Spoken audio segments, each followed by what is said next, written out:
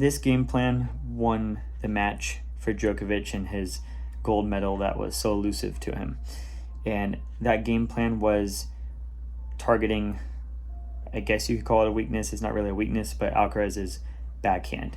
So here in the beginning of the match, you see he does three things well. The first thing is he opens up the match with serving to Alcaraz's forehand.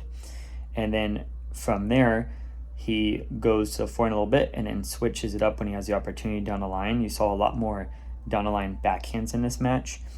And that's like the first thing you want to do is, in order to get to a person's weakness, a lot of times you have to go to their strength. So he started that, and he's implementing a game of chess. So I just have a couple of clips here, and I just want to show, even though he was losing the point, he's winning the chess battle. And with high performance juniors and younger players, they don't really see this type of stuff, right? In the sense of, I might tell them to implement a strategy, and while it may be working, they only see the points they're losing and don't understand that even though they might be implementing the right strategy and losing the points, they're actually winning a lot more because of the strategy. So that's a hard thing to do as a coach. But so the first thing you got to do, like he's doing, is you got to go to the strength to get to the weakness. Now you see he's got him off balance quite a bit. And so I put another clip here of Alcaraz reaching on the forehand, and he ended up again just winning the point. But that's okay because Djokovic continues to keep him off balance. And so Djokovic throughout the match, then he started serving to the backhand and getting in control of the point.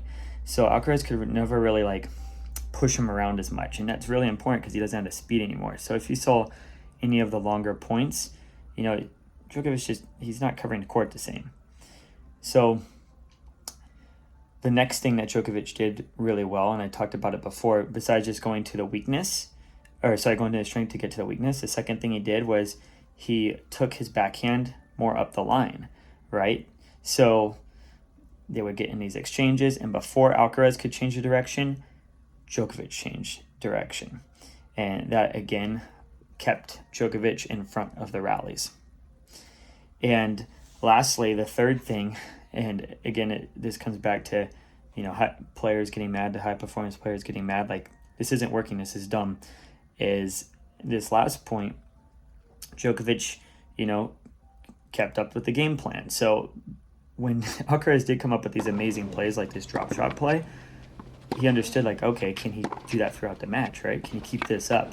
So then in this point, over time, think about how much is sort of like the Nadal and Federer matchup, when Nadal kept spinning the ball high on Federer's backhand. Can he keep fighting over the topspin of the ball, moving early into the ball, and keep up that high level?